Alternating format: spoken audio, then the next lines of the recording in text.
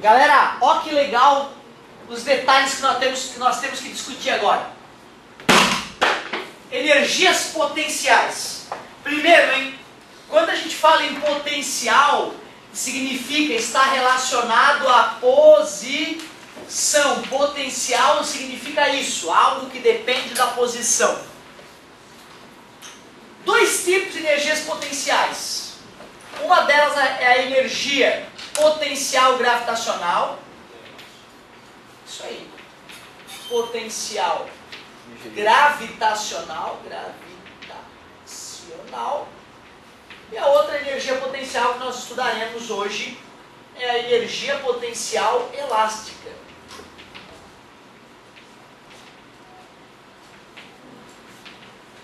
Elástica.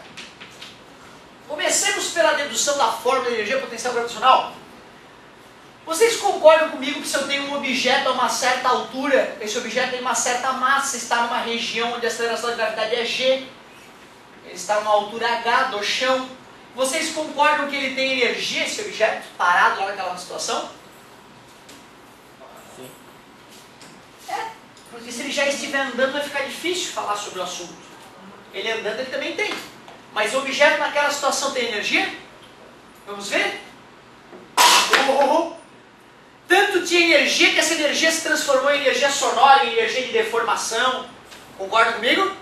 Tinha energia.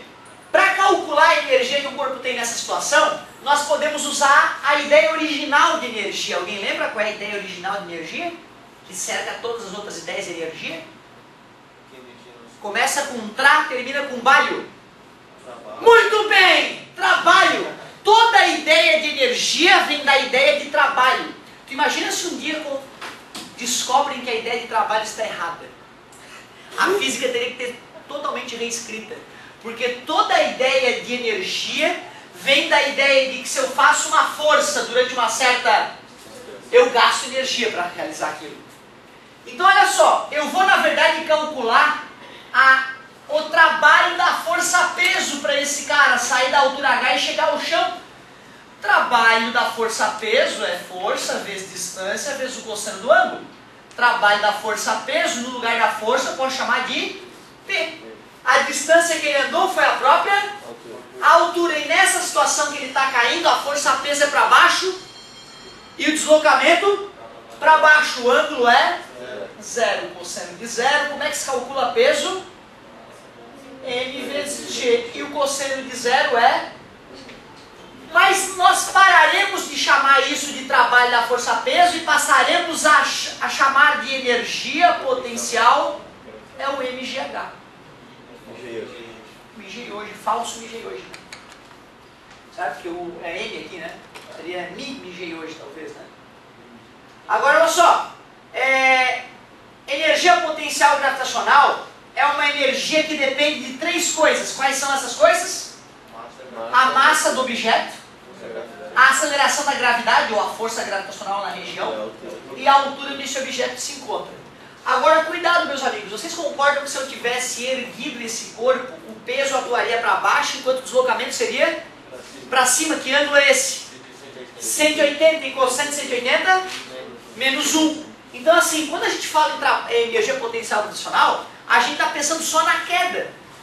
Mas se eu erguer o corpo, então a força-peso está me atrapalhando, então o trabalho é negativo. Mas o cálculo é o mesmo, MGH. Alguns livros colocam mais ou menos aqui na frente do MGH, para mostrar que o ângulo pode ser 0 ou 180. Beleza? Mas como eu acho que é desnecessário isso, porque se ele pedir o trabalho da força-peso na subida, a gente pode usar a fórmula e lembrar do ângulo na hora, sem ter que decorar nada. Então eu vou deixar a fórmula de energia potencial gravitacional desta maneira mesmo. E se confirmou, né? O potencial tem a ver com a posição, né? Olha ali, ó. Né? Tu viu? Tinha energia, né? Tem mais energia. Deu para escutar que tinha mais energia na segunda situação? Porque a posição era diferente. E quando uma energia depende da posição, ela ganha um apelido de potencial. Energia potencial. Outra energia potencial que nós vamos trabalhar é a energia potencial elástica. Que história é essa de energia potencial elástica? É a energia armazenada em uma mola. Vamos relembrar um conceito antes de continuar.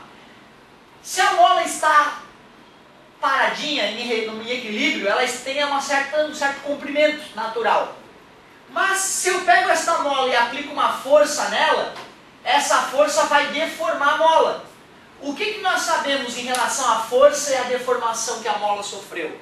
São grandezas diretamente proporcionais. O dobro da força gera o dobro da deformação. Metade da força gera metade da deformação. 10 vezes mais força gera 10 vezes mais deformação. Óbvio que eu estou supondo que a mola não está sendo usada ao seu limite. Está usando a mola dentro do comportamento dela. Por exemplo, pega uma mola de lapiseira. Vai querer pendurar um carro naquela mola, né? Vai destruir a mola. Aí uma hora a lei não vai mais funcionar, né? Então eu estou considerando que a mola está sendo usada dentro da situação limite dela, da situação que ela foi projetada.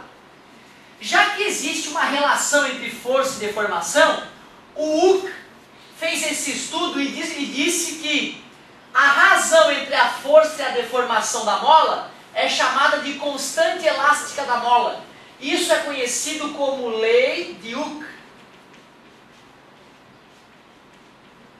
Beleza? Mas a minha preocupação hoje não é com a lei de Hooke que nós já tínhamos visto. Está dividido, passa.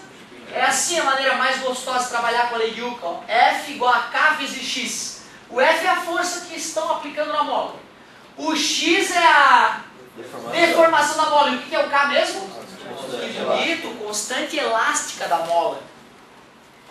Já que essa fórmula é válida, é uma lei inclusive, se eu for fazer um gráfico da força toda numa mola, através da deformação que ela sofre, nós veríamos que o gráfico é uma reta, né? É uma equação de primeiro grau, isso aí, não é, gente?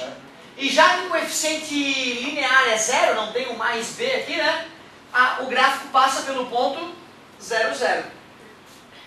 Pelo que nós vimos hoje, como é que eu posso calcular a energia aplicada nessa mola?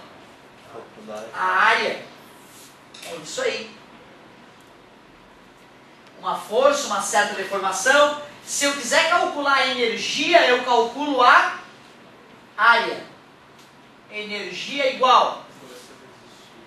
É base, que é um triângulo, né? Base vezes altura sobre 2. Força vezes x dividido por 2.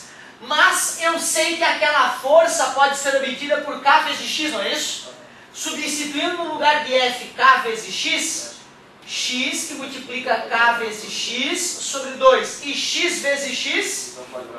Então, a partir de hoje, em nossas vidas, energia potencial elástica é igual a Kx ao quadrado sobre 2. Bem parecida com a fórmula de energia cinética, só que não é massa, é constante elástica da mola, e não é velocidade, é deformação. Mas olhando para essa fórmula, fica fácil perceber que se eu mantenho a deformação de uma mola, mas multiplicar o valor do K dela por 3, o que acontece com a energia armazenada nela? Triplica, concordam comigo? Se esse número aqui triplica, o resultado da conta triplica.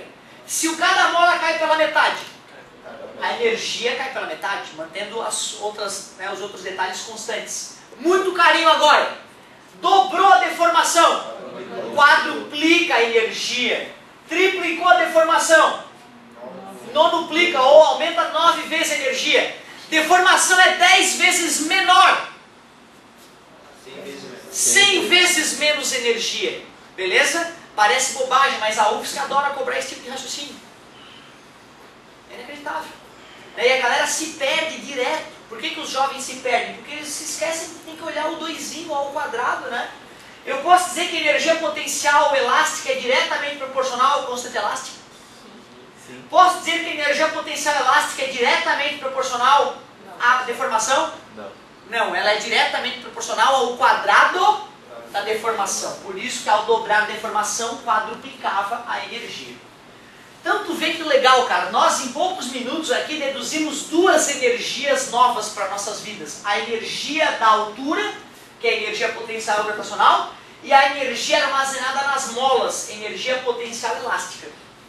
Assim como a energia cinética estava relacionada com o trabalho da força resultante, pelo teorema da energia cinética, trabalho da força resultante é a variação da energia cinética.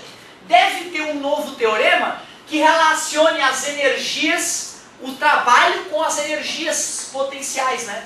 Vamos ver que teorema é esse. Eu te confesso que eu não gosto de usar esse teorema que eu vou te apresentar, mas é importante que eu faça, que eu apresente para vocês para eventuais questões teóricas que venham aparecer no vestibular. Na prática, eu evito usar ele porque eu não gosto da maneira como ele confunde os alunos.